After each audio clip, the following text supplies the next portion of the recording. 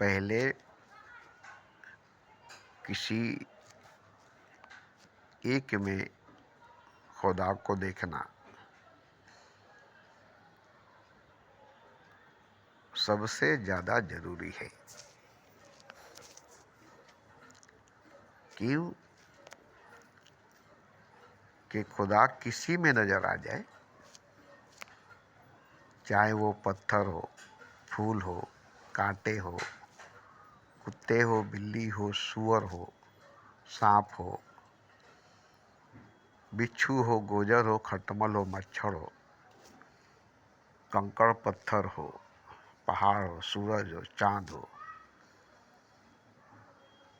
18,000 मखलूक़ात में, 84 लाख योनियों में, हर शय में, हर प्राणी में, हर जीव में, हर निर्जीव में से किसी एक में, ये सब उसकी खिड़कियां हैं। इसमें से कोई एक खिड़की खुल जाए जिसमें से तुम खुदा को देख सकते हो। उसके बाद अब खुदा तुम्हें सब में नज़र आने लगे, ये भी कुछ दिन के बाद होगा। सभी खिड़कियां खुल जाएगी, तब हर झांकी में है झांकी भगवान की, हर खिड़की में चेहरा है खुदा की।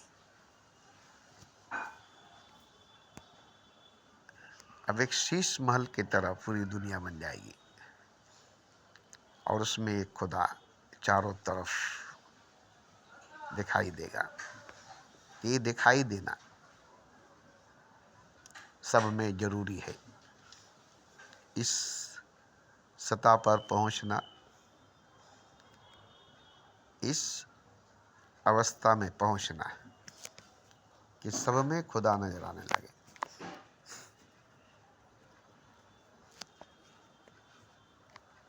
हम में, तुम में, खर में, खम में, सब में बेपेराम, मिर्ग नाभि कुंडल बसे, ढूंढे बंधन माही, ऐसे ही घट घट हरि बसे और दुनिया जानत नाही। तो पहला स्टेप, पहली सीढ़ी, पहला कदम, पहला पैदान किसी न किसी में खुदा को देखना, किसी न किसी के जरिए खुदा को देखना। अब उसके बाद बहुत दिनों तक एक ही में दिखाई देगा, जिसमें दिखाई दिया। एक ही खिड़की खुली है, तुम्हारे लिए खुदा ने एक ही खिड़की खोला है। अब जब वो सारी खिड़कियां खोल देगा, सारे पर्दे हटा देगा, तब तुम्हें सब में वो नजर आने लगेगा। हर झांकी में है झांकी भगवान की, ये बात तुम कहने लगोगे, क्योंकि उसने सारी खिड़कियां खोल दी। जैसे कोई घर में है, एक खिड़की खोलकर तुम्हें देखा, एक खिड़की से तुम्हारे तरफ झांका, बाकी तमाम खिड़कियां बंद है, तमाम खिड़कियों को बंद करके रखा है। एक ही खिड़की से देख रहा है और तुम भी एक ही खिड़की में उसको देख रहे हो। अब खिड़की तो उसके हाथ में है, तुम्हारे हाथ में नहीं है। अब वो तुम्हें देखने के लिए सारी खिड़कियां खोलेगा, क्योंकि तुम अब हर जगह दिखाई दोगे, हर तरफ दिखाई दोगे, तो हर तरफ की खिड़कियां वो खोलेगा और हर तरफ से वो तुम्हें देखेगा, हर खिड़की में से वो झांकेगा, तब तुमको वो हर खिड़की में नजर आएगा। अब वो सब में नजर आएगा, हम में, तुम में, खर में, खम में, सब में बेपेराम, अब तुम कहोगे। लेकिन इसके बाद जो स्टेप आता है, स्टेज आता है, अवस्था आती है, वो बहुत खतरनाक है। उस स्टेज पर जाना, उस अवस्था में जाना बड़े खतरों का काम है। बड़े खतरों से गुजर कर उस राज को जानना पड़ता है। खुदा किसी को भी अपना वो राज नहीं बताता, किसी को भी नहीं।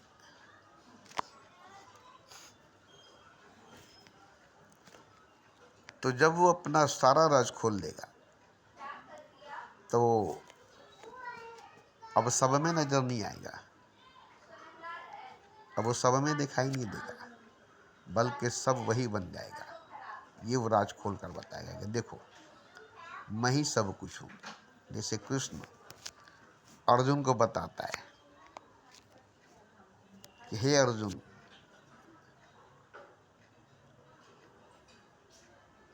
मैं ही हूँ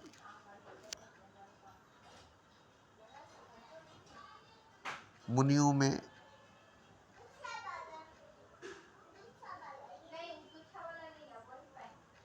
मैं ही हूँ गुनियों में, वर्षा में हूँ,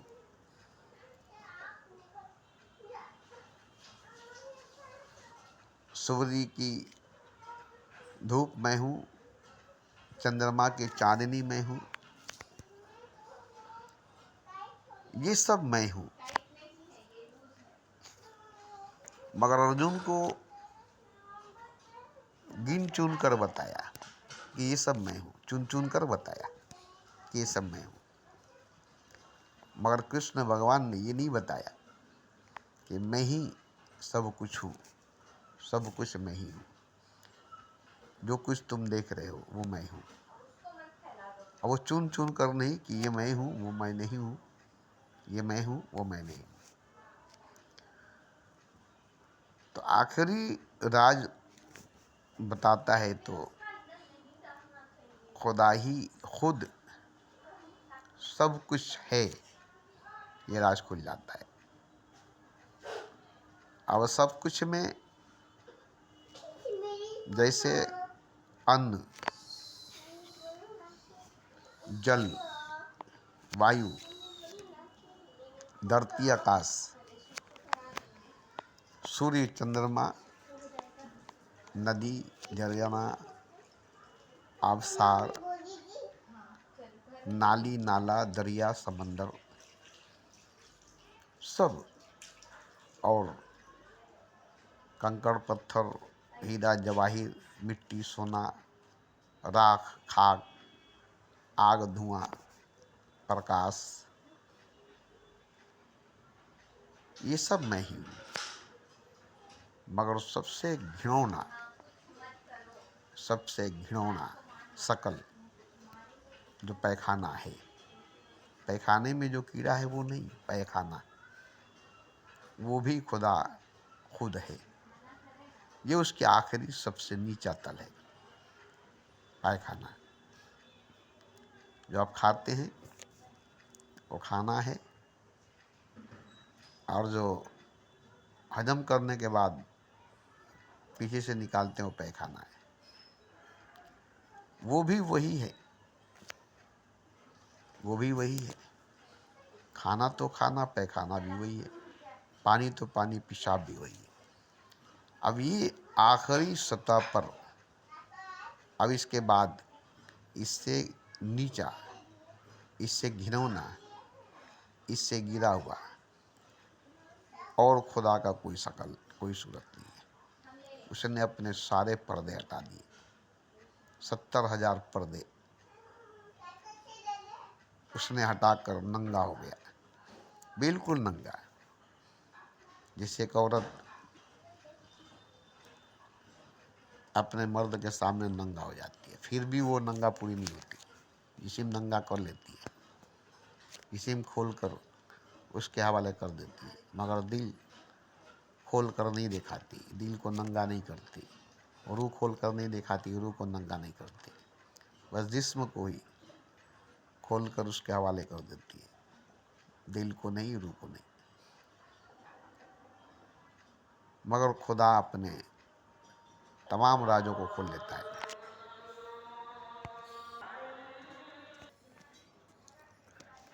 ये सब जो बात मैंने कही है, आपको लगता होगा कि बहुत गहरा राज है, इसको खोला गया है, बोला गया है। खुदा ने बोला है, खुदा ने खोला है, मगर ऐसी बात नहीं है।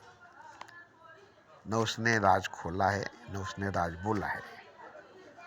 असल बात होती क्या है कि जो भी उस सतह पर, उस मकाम पर, उस ऊंचाई, उस बुलंदी पर पहुंच जाएगा, वहां जाते जाते, पहुंचते पहुंचते, जाने वाला पहुंचने वाला खो जाएगा। और जब वो पूरी तरह से खो जाएगा तो खुद वही अब खुदा हो जाएगा। अब वहाँ से वो अपने तमाम वजूद को, तमाम रूप को देखना शुरू करेगा। अपने हर अंग, हर वजूद, हर रंग, हर रूप को, जो वो है, जो वही है, वो देखना शुरू कर देगा। तो वो जो उस सतह पर, उस बुलंदी, उस ऊंचाई, उस मकाम पर पहुंचा, उस स्टेज पर, उस अवस्था में पहुंचा, तो वहां अब वो बचा नहीं। पहुंचते पहुंचते, पहुंचते पहुंचते, पहुंचते पहुंचते वो धीरे धीरे धीरे धीरे खोता गया, मिटता गया, नहीं होता गया।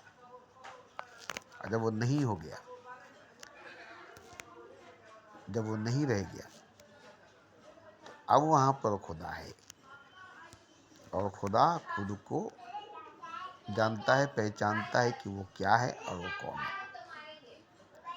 और खुदा ये सब बोलता है, ये सब बोला है कि मैं ही हूँ जो अन्न है, जो जल है, जो अन्न में शक्ति, जो जल में शक्ति है। और तुम्हारे अन्न खाने के बाद, जल पीने के बाद जो विसर्जन होती है, पायखाना, पेशाब, उस मूत्र में, उस पायखाने में जो कीड़े हैं, वो भी मैं हूँ। वो पायखाना भी मैं हूँ, वो पेशाब भी मैं हूँ। वो अपने आप को पहचानता है। अब आपको सुनकर लगता है ये खुदा तो अजीम है, उसकी सजदा, उसकी पूजा होती है, उसकी इज्जत, उसकी कदर होती है, उसकी नाम जपी जाती है, उसकी जिक्र की जाती है, वो भी पवित्र होकर, पाक होकर, नहा धोआ कर, शुद्ध होकर, साफ होकर। और वो पेशाब भी है, पैखाना भी है, जबकि वो पाक है। पेशाब पाक नहीं, वो पवित्र है, पैखाना पवित्र नहीं। मगर ये आपके लिए, उसके लिए नहीं। जैसे आपके पेट में पैखाना है, वो आपके लिए पवित्र है, उसकी वजह से आप अपवित्र नहीं है।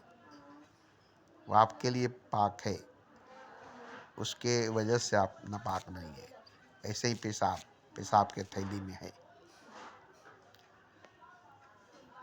जब तक आप पेशाब नहीं करते तब तक आपके अंदर पेशाब है, मगर उससे आप नापाक नहीं है, वह भी नापाक नहीं है।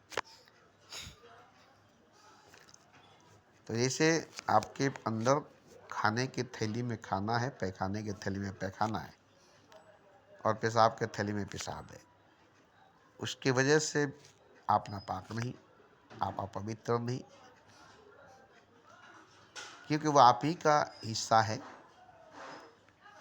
आपके अंदर है, जिससे आपका रक्त बना, खून बना, जिससे आप जीवित हैं, जिंदा हैं। क्योंकि पानी नहीं पिएंगे तो मर जाएंगे, खाना नहीं खाएंगे तो मर जाएंगे। तो आपके लिए अमृत है, उसी से आप जीते हैं, उसी से आप जिंदा हैं। वो आपके लिए जीवन है, वो आपके लिए जिंदगी है। उसके बगैर आप जिंदा नहीं रह सकते, उसके बगैर आप जी नहीं सकते। इसी तरह से खुदा का सब कुछ खुदा है, उसका सब कुछ वो खुद ही है। जैसे आपका हाथ आप खुद हैं, आपका पाँव आप खुद हैं, आप सर से पांव तो खुद हैं, और सर से पांव तक का एक एक अंग आप ही का अंग है, एक एक अंग आप ही का अंग है, और हर अंग में आप है, हर अंग आपका है। ठीक इसी तरह से खुदा। अब रही बात कि जिस स्टेज पर आप हैं, जिस जगह पर आप हैं, जिस सतह पर आप हैं, वहाँ ये सब बात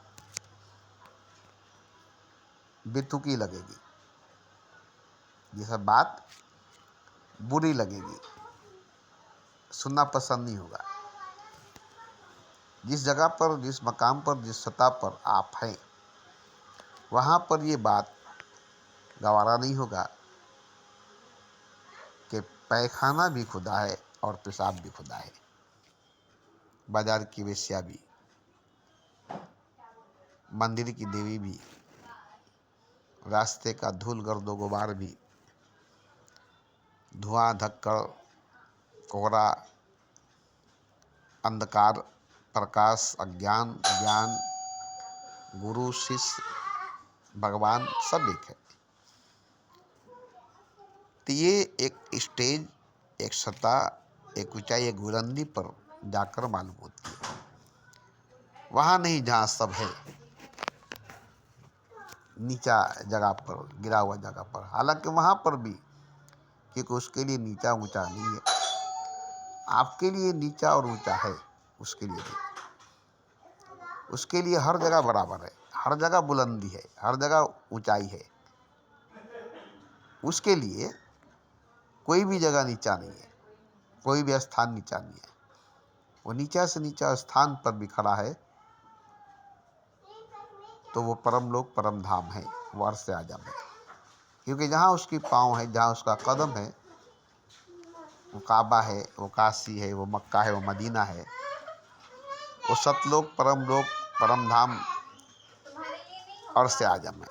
उसके पाँव की वजह से, उसके कदमों की वजह से वो जगह, वो मकाम, चाहे जितना भी नीचा हो, जितना भी गिरा हुआ हो, उस पर उसकी पाँव पड़ी है, उसके उस पर कदम पड़ा है, जिसकी वजह से वो जगह, वो स्थान अर्श आजम के बराबर हो जाता है। अब उसे अर्श आजम कहा जाता है। इसीलिए हर जगह खुदा मौजूद है, और हर जगह अर्श आजम है, हर जगह काबा है। जाहि शराब पीने दे मस्जिद में बैठकर, वरना वो जगह बता दे जहाँ पर खुदा नहीं। और जहाँ जहाँ खुदा है, वहाँ वहाँ अर्श आजम है, वहाँ वहाँ काबा है, वहाँ वहाँ मदीना है।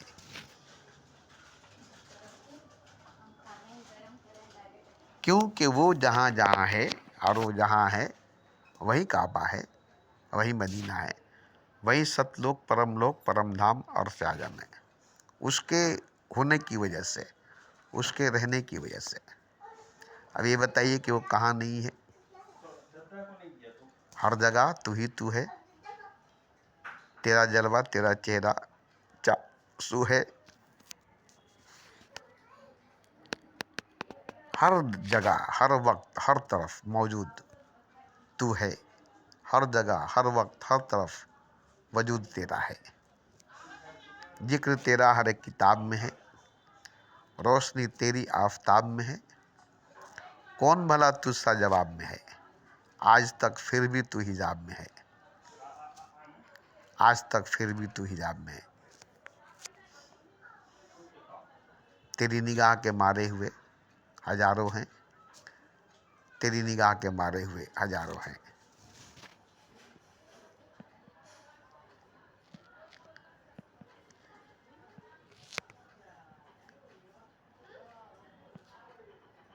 तो ये गीत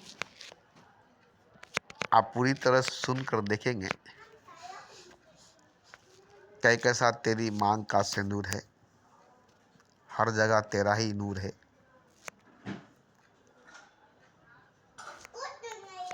कोई जगह नहीं जो बेनूर है, क्योंकि हर जगह नूर ही नूर है।